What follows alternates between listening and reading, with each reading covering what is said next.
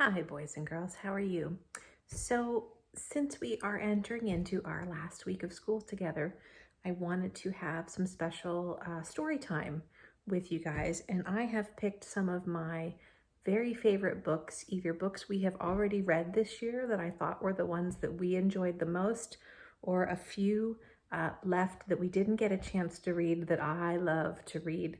And they're super special and fun books. And of course, Hobbs has been my at-home reading buddy all this time. At first, he was the one holding the camera. I would sit it in his lap and it would hold nice and still. And then he's kind of moved over and been my snuggly friend. So Caleb has been nice enough to let me hold on to Hobbs while we do some more story time. So I'm going to do a different story every day this week for our last week together, for our last week of school. And so I'm going to start with one that is new to you, I think, but one of my favorites. And I have had this book for a very, very long time. And one of the things that we were learning about this week, this year, if you remember, was shapes, right? We talked about different shapes. We know we had tables in our room that were hexagons, and we talked about ovals and squares and triangles. And I have this very fun and special book that has to do with shapes. And it's called The Greedy Triangle. Remember what the word greedy means? Remember when the Cubs had the galloping greedy gimmies in the book, the Berenstain Bears Get the Gimmies? Oh, greedy. Do you remember what greedy means? Yeah, it means you want everything for yourself, or you want everything to be your own way. You have to have it all, right? That's what it means to be greedy, or it means you're not happy with what you already have. And so this is called the Greedy Triangle. So it'll be interesting to see what happens to this triangle. And there are all kinds of really neat shapes that we're going to encounter in this book. Okay, so this is the Greedy Triangle. It's written by a woman named Marilyn Burns. Okay. All right.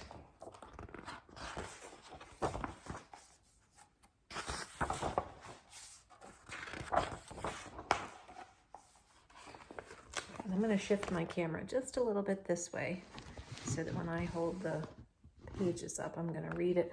And then I like to shift a little bit because I want to be able to hold it up and read. So Hobbs is going to scoot over here to the side.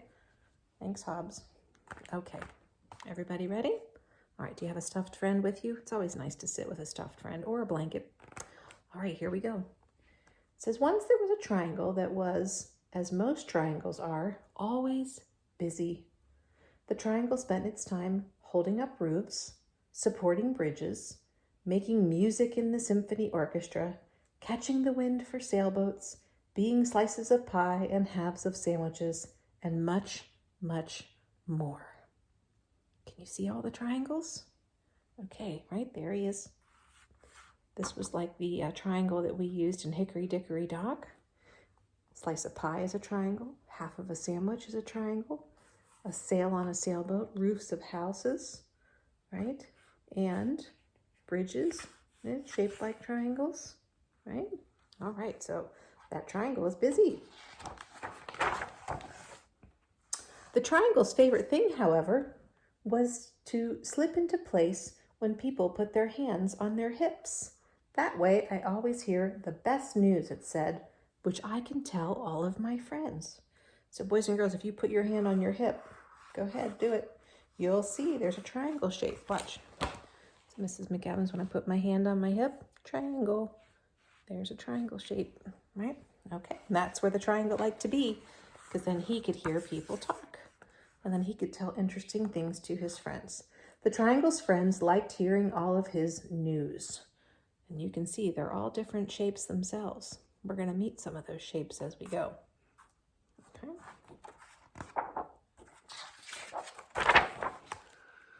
One day, the triangle began to feel dissatisfied. That means unhappy. I'm tired of doing the same old things, he grumbled. There must be more to life. So the triangle went to the local shapeshifter. How may I help you? Asked the shapeshifter to the triangle.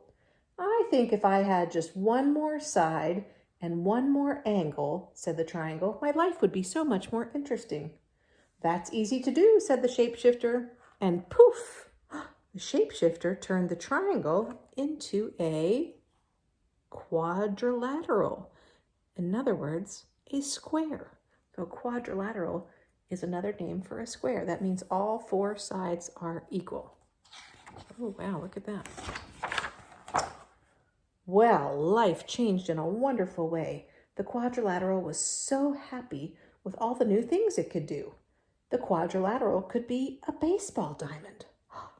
It could be first, second, or third base. It could be a position on a checkerboard or a chessboard. It could be a television screen, a computer screen, a movie screen. It could frame windows and pictures and much, much more. See all the squares? There they are, pictures and TVs and windows and checkers, movie screens. Huh, not that. The quadrilateral's favorite thing to do, however, was to be the pages of a book. I learned so many interesting things that way, it said, which I can then tell my friends. The quadrilateral's friends liked hearing his stories.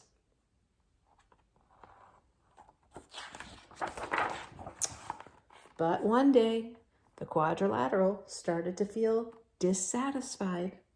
I'm tired of doing the same old things, it grumbled. There must be more to life.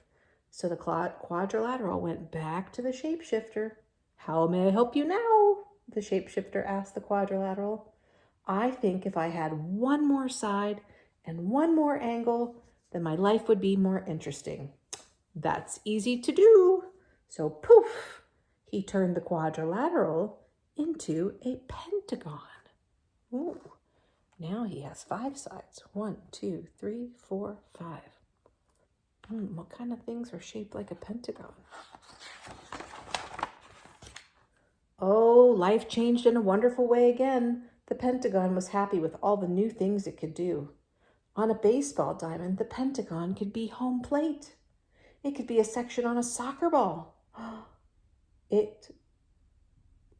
Or appear inside whenever somebody drew a 5-pointed star. Look at that.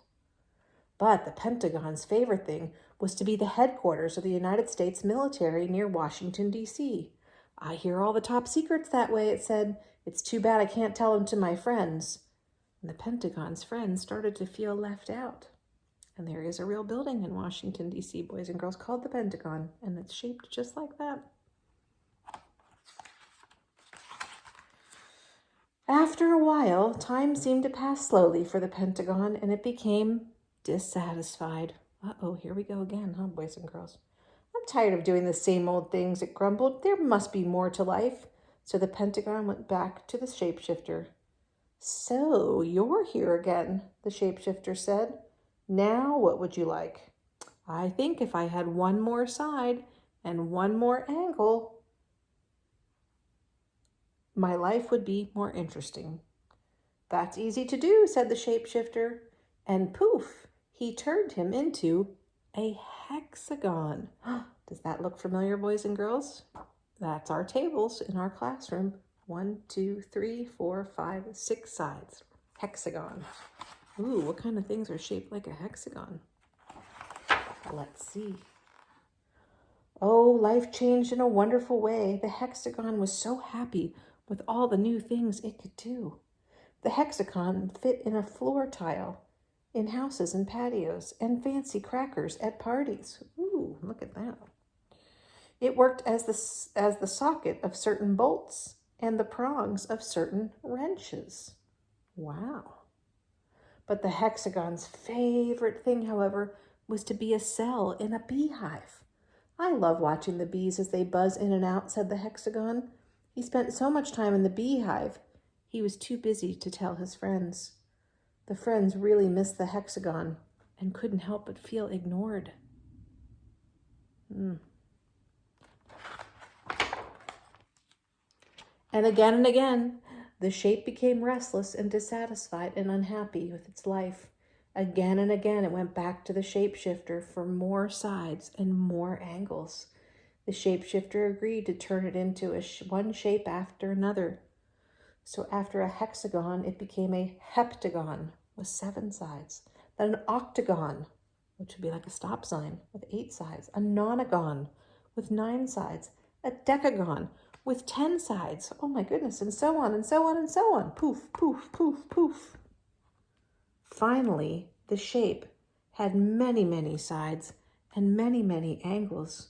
Its sides were so small, it had trouble keeping its balance. Its friends couldn't tell which side it was and began to avoid the shape. Uh-oh.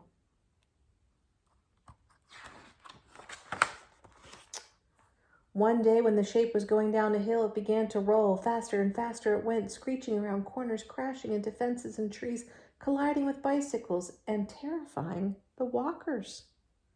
At last the shape came to a stop. It was tired, dizzy, lonely, and sad. Got a little greedy there, didn't it, boys and girls? Wanted more sides and more angles and more sides. Kept thinking that if it had more sides, that life would be more interesting. Forgetting that life was already interesting, wasn't it? Oh, enough, thought the shape. I don't know which side is up. I can't keep my balance. My friends don't want me around. The shape could no longer remember why it had been so unhappy as a triangle. Very carefully, it made its way back to the shapeshifter. Aren't you happy yet? The shapeshifter asked. I just want to be a triangle again, he said. I'm not surprised, said the shapeshifter. Poof! The shapeshifter turned him back into the triangle. You should be happy just being yourself. Oh, the triangle was just delighted to have its old shape back again and kept itself very busy. Once again, it held up roofs. It supported bridges. It made music in the symphony. It caught the wind of sailboats, became slices of pie and halves of sandwiches, and much, much more. Oh, pyramids even? Look at that, how interesting. Still, the triangle's favorite thing was to slip into place when people put their hands on their hips. That way, I always hear the best news, which I can then tell my friends. Its friends liked hearing the news and were glad the triangle was back in shape once again. Isn't that funny? The end. And that's the greedy triangle. So we learned a lot about shapes, but more importantly, we learned that you should just be happy being yourself, right? And the triangle realized once it went back to being a triangle that it was very happy to be that and didn't need to be somebody different. So that's one of Mrs. McAdams' favorites. I've had this since I was the first day I ever taught, which was so many years ago. And it's one of my favorites to read, The Greedy Triangle. Hope you enjoyed it, boys and girls. Hobbs and I will be back with another book for this week. Bye.